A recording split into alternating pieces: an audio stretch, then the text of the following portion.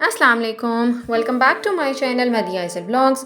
कैसे हैं आप सब? होपफुली ठीक ठाक होंगे, खैर खैरियत से होंगे। आज मैं loom bands part 2 actually upload कर रही हूँ और जिन्होंने भी अभी तक पार्ट 1 नहीं देखा please go and watch it. मैं डिस्क्रिप्शन में उसका लिंक जो है वो ऐड कर दूँगी। आज हम इन बीड्स को यूज़ करते हुए एक लूम बैंड बनाएंगे एंड ऑलरेडी मैं एक वीडियो और भी अपने चैनल पे अपलोड कर चुकी हूँ जिसमें मैंने आपको सिखाया है कि आप किस तरह से इन रबर बैंड्स को बीड बैंड्स में कन्वर्ट कर सकते हैं बहुत ही ईजी तरीके से। तो ये मैंने खुद ही बीड बैंड्स बनाए हैं। मैंने रबर बैंड से बीड बैंड्स जो हैं वो बनाए जिसका आइडिया मैं आप लोगों के साथ ऑलरेडी शेयर कर चुकी हूँ। इन बीड बैंड्स को यूज़ करते हुए हम एक अच्छा सा बहुत ही खूबसूरत सा लूम ब्रेसलेट बनाएंगे। अरेंजमेंट वही सेम है जो कि मैं पार्ट 1 में आपको शो कर चुकी हूँ। पेंसिल्स चाहिए होंगी आपको, कोई इरेजर चाहिए होगा एंड आज हम यूज़ करेंगे ये बहुत ही थिन सी वायर होती है जो ईजिली मोल्डेबल होती है। आज हम ये वायर साथ यूज़ करेंगे।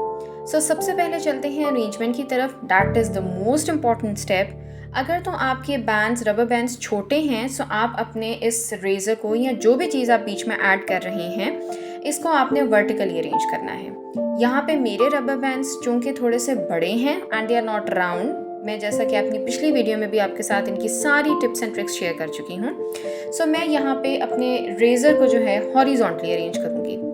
अरेंजमेंट इसकी बहुत ही टाइट होनी चाहिए, बहुत ही स्टिफ होनी चाहिए ताकि आपकी ये जो दोनों पेंसिल्स हैं ये मूव ना करें और किसी एक साइड से आपने इन दोनों पेंसिल्स का जो लेवल है वो एक ही रखना है।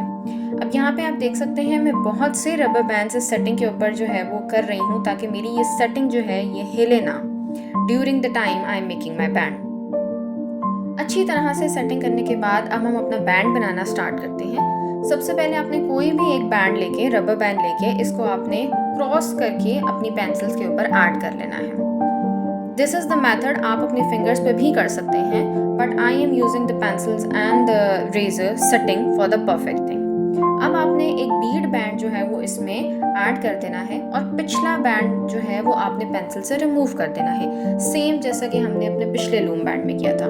ओनली डिफरेंसेस यहाँ पे हम बीड्स ऐड कर रहे हैं।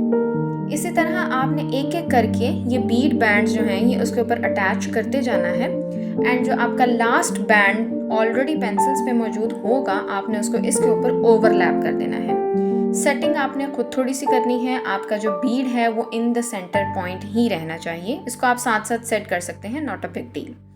सारे जो आपने बीड बैंड्स हैं उनको इसी तरह एक एक करके अपने इन बैंड्स के ऊपर अटैच करते जाना है एंड जितनी लेंथ का आप लूम बैंड बनाना चाहते हैं आपने उतने ही बीड्स को अटैच करते हुए इसके साथ जो है वो बहुत अच्छा सा एक लूम बैंड प्रिपेयर कर लेना है। Now see the magic. मैं ऑलरेडी ये पूरा लूम बैंड जो है वो प्रिपेयर कर चुकी हूँ आइज़ल की रिस्ट के साइज़ के मुताबिक। अब आपने इसको रिमूव कैसे करना है? रिमूव करने के लिए अब हम इसको एज अ हुक जो है वो यूज़ करेंगे। ये थिन वायर जो कि ईजिली मोल्डेबल है, आप इसको ईजिली मोल्ड कर सकते हैं। सीजर्स की हेल्प से मैंने इसका छोटा सा पीस एक कट कर लिया है और उसको मैंने एस शेप में राउंड कर लिया है। You can clearly see.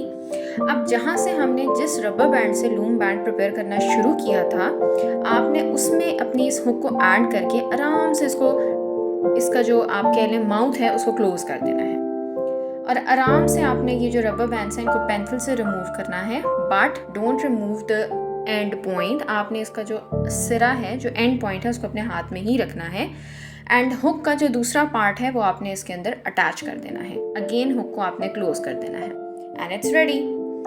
2 minutes में आप बहुत ही इजीली इसको प्रिपेयर कर सकते हैं बीड्स के साथ भी एंड ये पहना हुआ बहुत ही क्लासी सी लुक देता है।